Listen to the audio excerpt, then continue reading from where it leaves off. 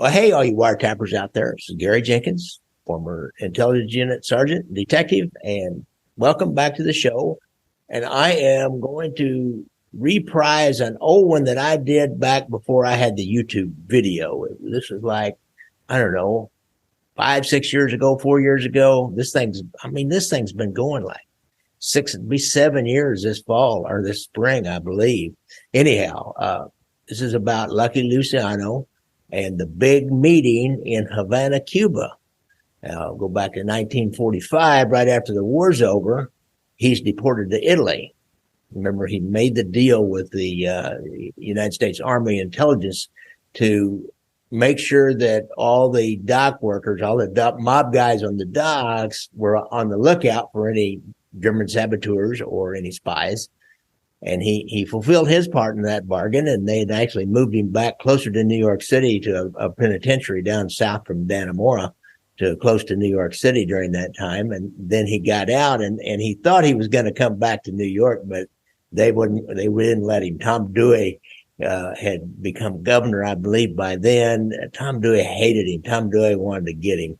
Tom Dewey's the one that put him in the penitentiary in the first place. So he got deported, and he comes back. He has Meyer Lansky set this up because Lansky's already got all these connections with the president of Cuba, Batista, and has a casino at the Hotel Nacional, which is the big fancy hotel. So Lansky sets all this up and tells all the mob bosses they need to come down and meet with Lucky. And so I researched that, and I want to put this on YouTube now, and I'm putting it back up. Be like a reprise of an old story that for you new guys that haven't gone all the way back in the audio version of the podcast.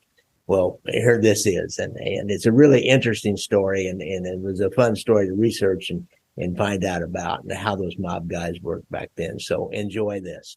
Meyer Lansky already had the connections in Cuba, and so he got it set up.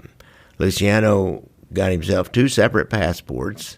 He boarded a freighter in Italy, which took him to Venezuela. Then he flew to Mexico City, and then he booked a private flight from Mexico City directly to Havana, Cuba.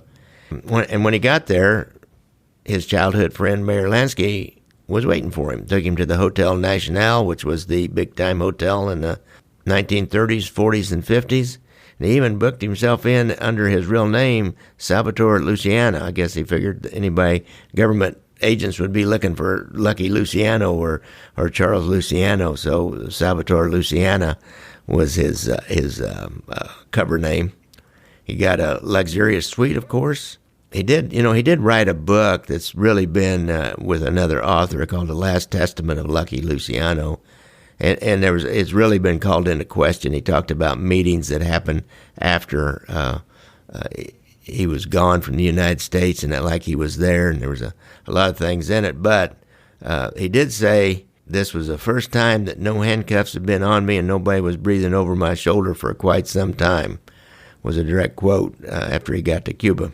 He spread a lot of money around to keep it down on what was going on and who he was, paid off all the hotel staff, and because he did not want to draw the attention of the Federal Bureau of Narcotics and a man named Harry Aslinger, who was dead on the mob. They were the Bureau of Narcotics. The Federal Bureau of Narcotics was really the only people paying attention to the mob during the war. Well, they didn't do much during the war, but after the war, up until after 1957 and the Apalachian Convention, then the FBI got into it big time, and they got out of narcotics. But if you want to find out information from law enforcement about the mob during these years, you got to go to the Federal Bureau of Narcotics. He checked out of the hotel shortly after and moved into a home in a Havana suburb. They did book a big room at the Hotel Nacional for the week of December 22nd, 1946, because that's when all the mob bosses from the United States were going to come down there. Lansky, he was carrying messages back and forth between Miami and Havana because he had cover. He had business interest in Havana and Miami both, and he would go back to the United States and get hold of people, and they'd make plans about who was coming and who wasn't coming and why they weren't coming. And Lansky told Luciano he ought to buy an interest in this casino at the Hotel Nacional, kind of put him in more with the government because Lansky owned it with another well-known Cuban politician named Batista, and Batista will go on and be the prime minister, the president of Cuba when Castro takes over. Batista and Lansky wanted him to pay $150,000. He told his biographers in The Last Testament of Lucky Luciano that he didn't really want to take that $150,000 out of his pocket, but he told Lansky that all the invitees to his December 22nd meeting should bring envelopes to welcome him back across the Atlantic to be on the American side. Supposedly, these Christmas presents or envelopes to Lucky Luciano ended up being over $200,000, and he used that money to buy this interest in the casino. Now, Luciano's long-range plans were to get Thomas E. Dewey, to rescind his deportation.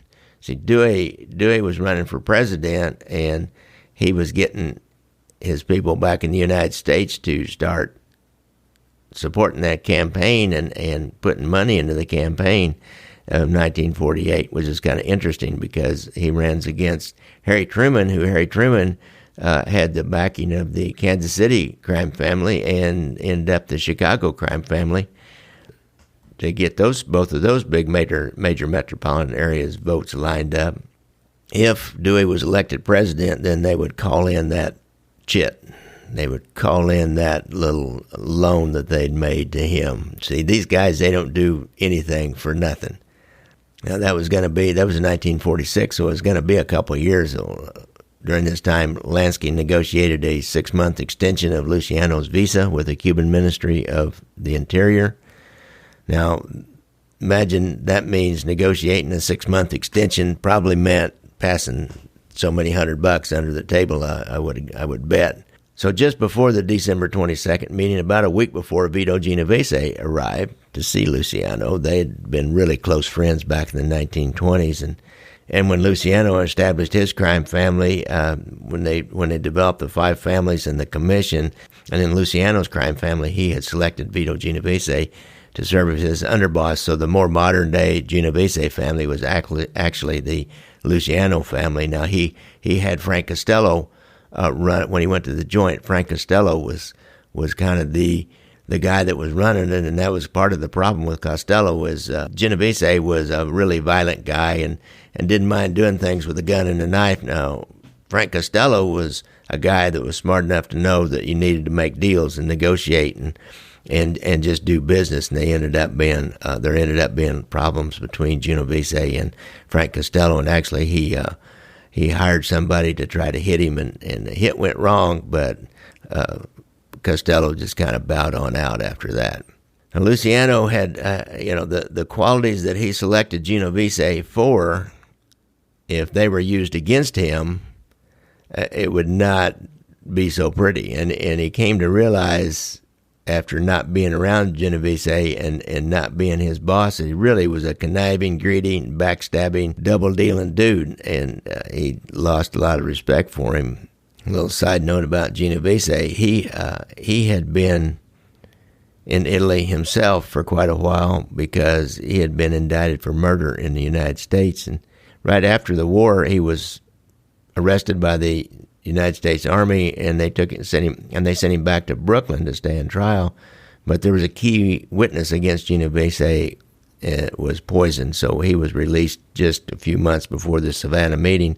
And of course, he wanted to go back and run the family, and he didn't want to have anything to do, particularly with Luciano by now. Lansky had told Luciano why Genovese was there.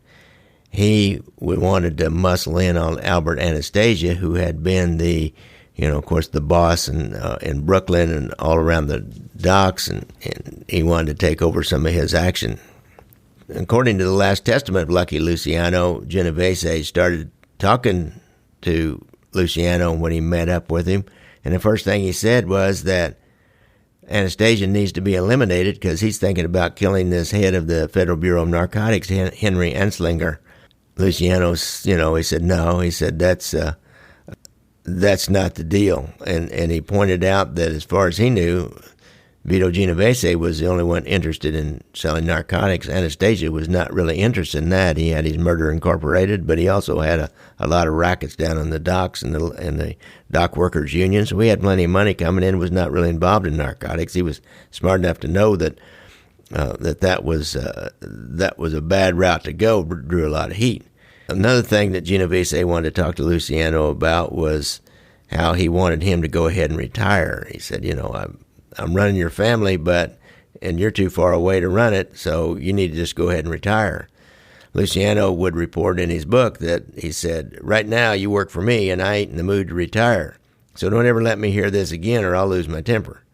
And what's funny is Luciano was a little guy. I'm not too sure how big Genovese was. He was probably more normal size, but you can just see this little guy standing there in these perfectly coiffed hair and manicured nails and stylish clothes, saying, I don't want to hear this. Don't let me ever hear this again, or I'll lose my temper.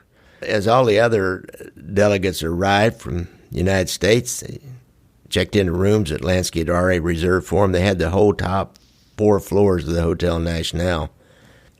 This is just like a convention that you would have, that IBM would have or something, or some big company would have. They reserved the boardroom for meeting. They had banquets and parties in other rooms for the groups and little subsets of the groups. Like all the IT people go here and all the salespeople go there, I guess. I don't know. In his book, The Last Testament, Luciano will claim that as each of the mobsters checked in, they paid a visit to him at his house, at this rented house that he was staying in, a place called Miramar, which means ocean view, I believe, in English. And they did this to reaffirm their loyalty to him and acknowledge him as still the boss of bosses, or the chairman of the board or the commission. The first night, the dinner was hosted by Lansky and Frank Costello and Joe Adnoy as a public showing of their private affirmations that Luciano was still the boss of bosses. And at that point in time, supposedly, is when the attendees all came with their envelopes filled with cash for Lucky. The next day, this is just like a, many conventions I've been to, whether it was LEIU, Law Enforcement Intelligence Unit conventions. We used to have get-togethers when we had a bi-zone and a national. The bi-zone would be about the middle of the year, and the national would be at the end or the start of the year. And the national would where everybody would come, and the bi-zone would be where it would be like Eastern and Southern, or Midwestern and Southern. I think it was Midwestern and Southern when we hosted one here. But it's exactly, they all start out like that. You got maybe a dinner at the start, kind of a big welcome deal, cocktail hour and all that. And then the next day, the convention or the conference gets underway. And at the table, body language is everything, and where you sit at the table is important. They had a large rectangular table with Lucky Luciano, who sat at the head. And Frank Costello and Vito Genovese and Joe Adnoy were to his side, probably to his right side. It's been my experience that the people that are closest to the boss will sit to his right hand. The people that are farthest from the boss will sit down at the end on his left side. And other people that would kind of like to be close to the boss will sit to his left hand, but try to sit as close as they can to him. There's really no protocol other than those. They probably got there early so they could get that. But people, it's been my experience, people will sit where they feel comfortable, and that's, if they feel like they're out or they're away. I went to a meeting, a big sergeant's breakfast held by the major, and we had the same setup, and it was a major of the station, and he sat at the head of the table, and his aide sat right next to him, and a couple of the other guys that were real politically ambitious, they sat to his right.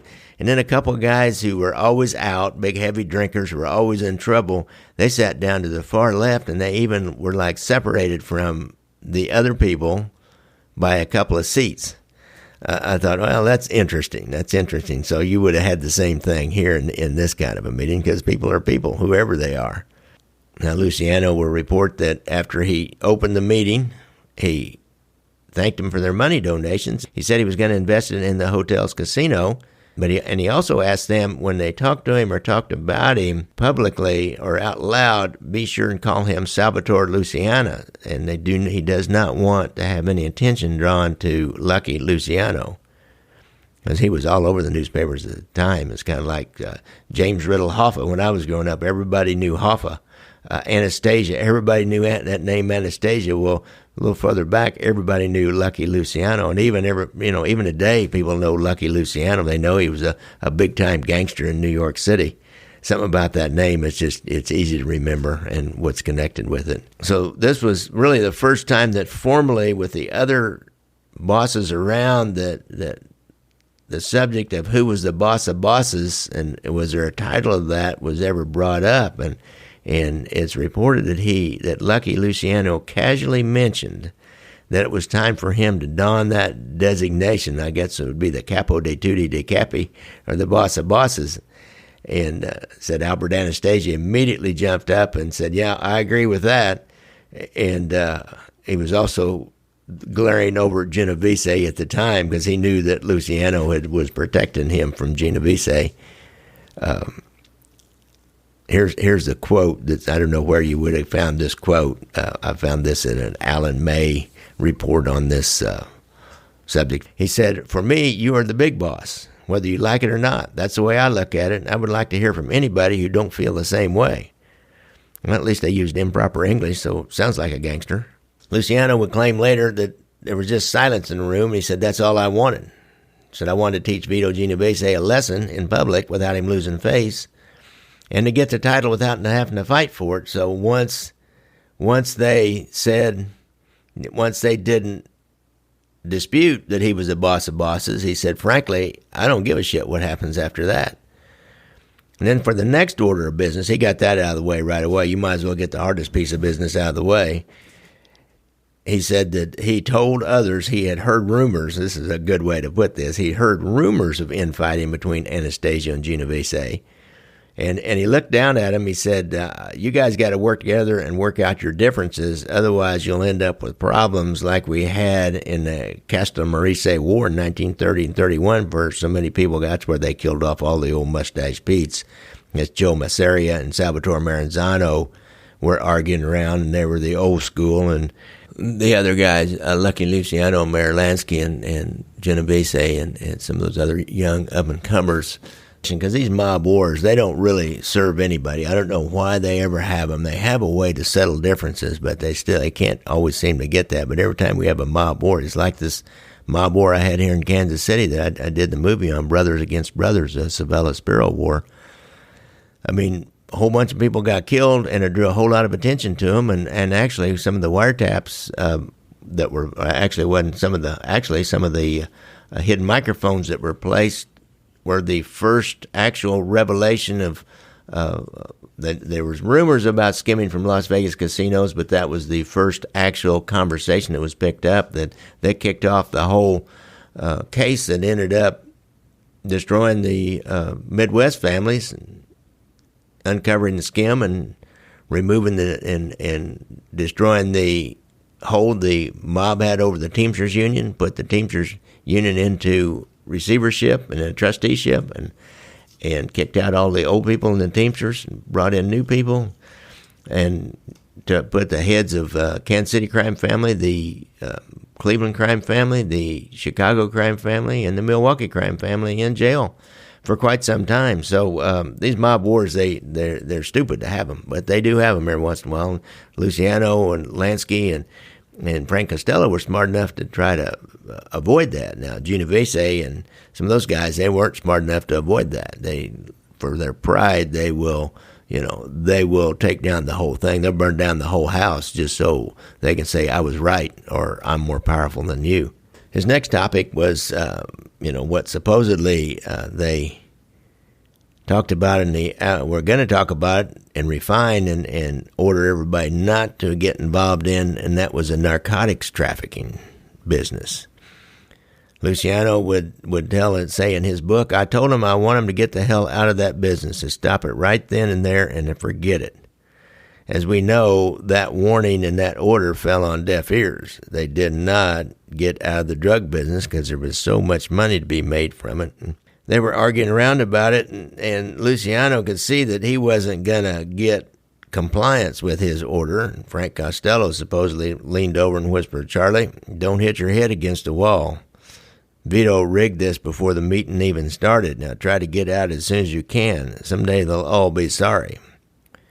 When after he lost that battle, he then brought up the Siegel situation. Now, Benjamin or Ben Bugsy Siegel was not invited to this meeting. He was out on the West Coast anyhow. He was looking over he was representing the New York crime family's interest in the West Coast. At the time, there wasn't really there was a kind of a minor mob out there, and they didn't really have any particular power. So Siegel was out there, and he's the one that saw the potential in Las Vegas, especially after they lost Cuba. Right now, they've got these Cuban casinos that they can pull money out of and wash cash money through. Of course, you didn't really have to wash money very much back in those days. That was before the CTRs, and that's another deal. The narcotics business really ruined their little playground on using cash, because after the government got into the narcotics business big time to prevent that, they came out with that new law that said any cash transaction over $10,000, you had to fill out a form,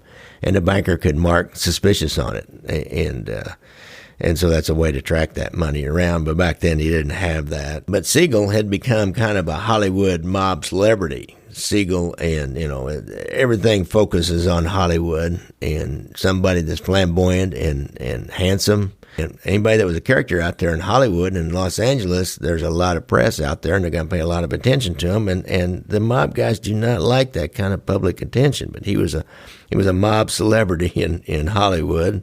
He's talking about, that's when he first started talking about building this big hotel and casino, which he would go ahead and build in Las Vegas, which was it was genius. It was genius. He saw the potential where nobody was really seeing it, especially in the post-war, because all these guys were. At that point in time, they were building the Boulder Dam, so you had all these guys, these men. When you got men together, then you got to have gambling, alcohol, and women.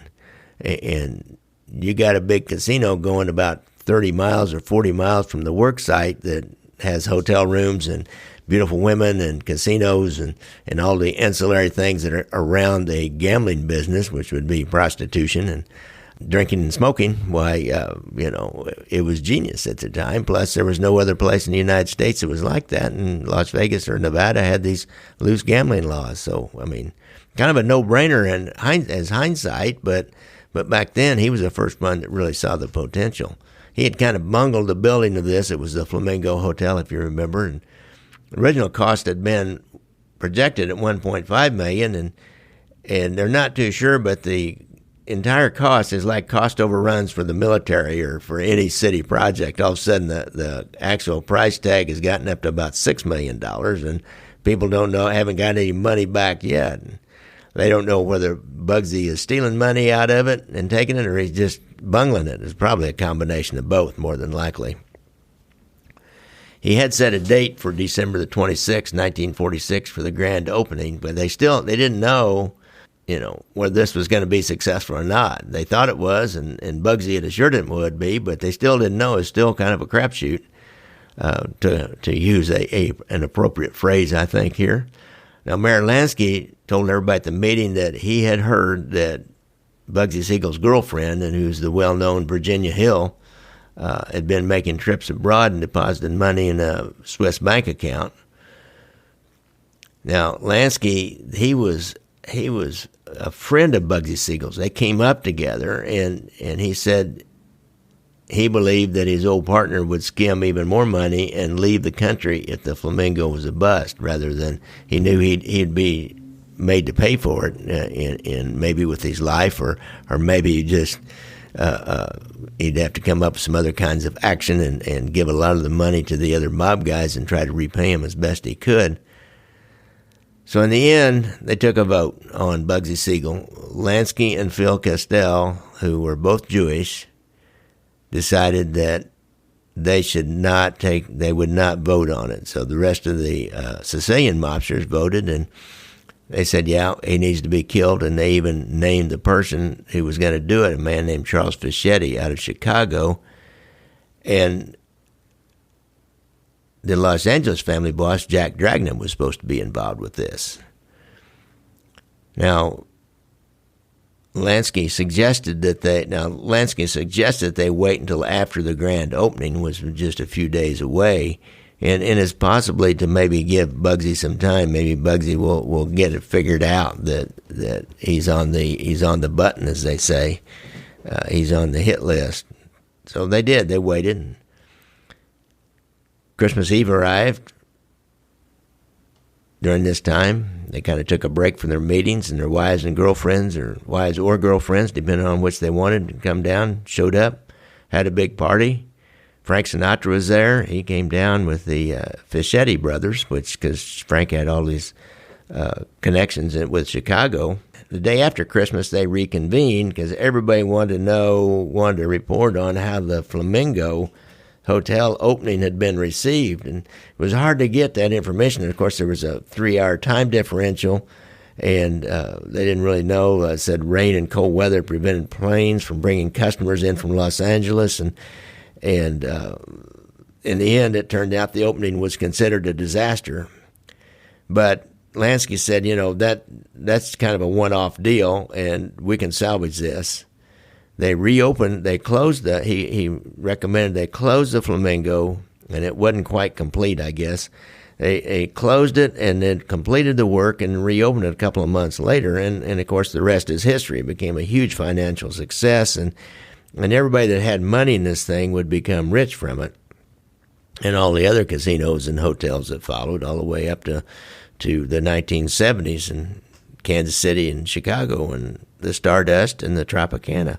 However, they had not forgiven Bugsy Siegel for all the cost overruns and bringing down all the press and everything onto him.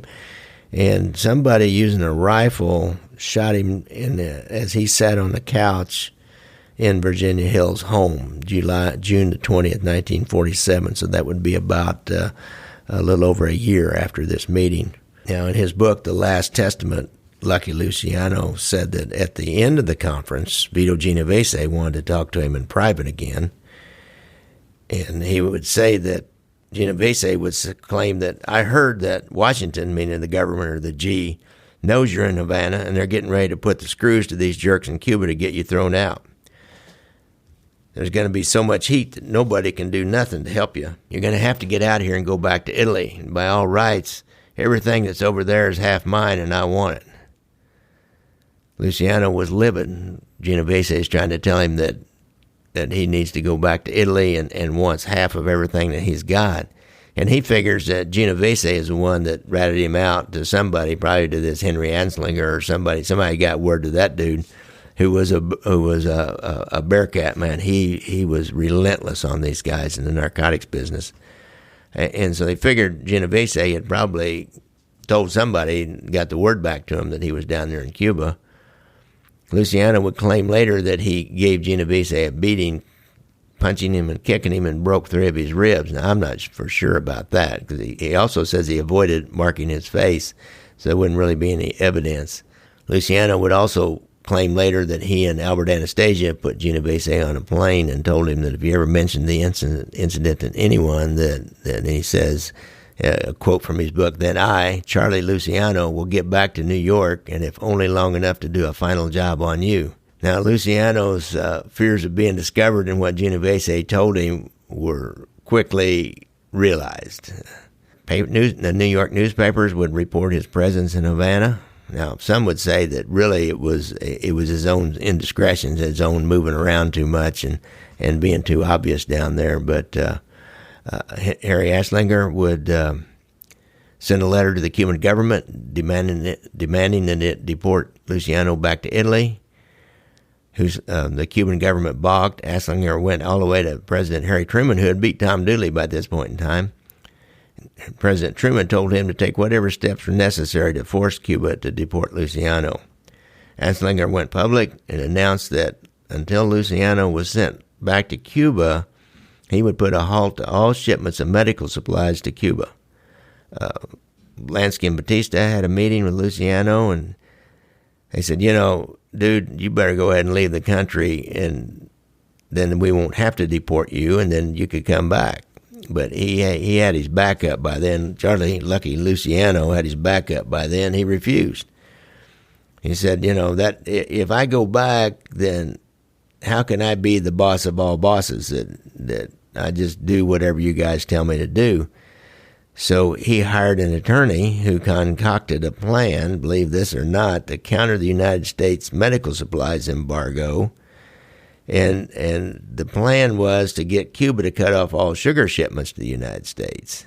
Now, that's big-time stuff, but this plan of action never really materialized. It was probably more in his mind. He probably thought he could do that or was going to try to do that, because he's arrested by Cuban officials in February of 1947, the next year. They made him stay in his house until he settled up any personal matters that he wanted to take care of, and then put in an immigration lockup. And they tried to let him go to Venezuela, but Anslinger found out about it and said, no, he's got to go back to Italy. So finally, in March 1947, he's put on a old Turkish cargo steamer, the SS Bakir. He said it took over a month for the boat to reach Italy. That's kind of adding insult to injury, isn't it? He spends the next 15 years in Italy, and finally he comes back to the United States January 26, 1962, but he's in a coffin aboard a Pan American Airways cargo plane. Claimed by relatives and sent out. He's already had a service, I think, and he's interred in the family vault at St. John's Cemetery in New York. And you know what? Ironically, 7 years later, Vito Genovese would be buried in a vault just 100 feet away from him. This author here, Alan May, says even in death, Luciano could not escape the greedy bastard who betrayed him. Now, most of this information came in the last testament of Lucky Luciano by Martin A. Ghosh and Richard Hammer, and it was not published until 12 years after Luciano's death. He supposedly dictated a lot of the book himself during the last months of his life.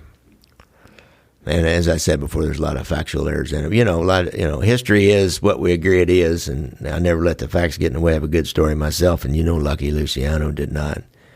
So that's what we got about the Havana meeting and Lucky Luciano. Well, that was quite a story, wasn't it? That was really interesting.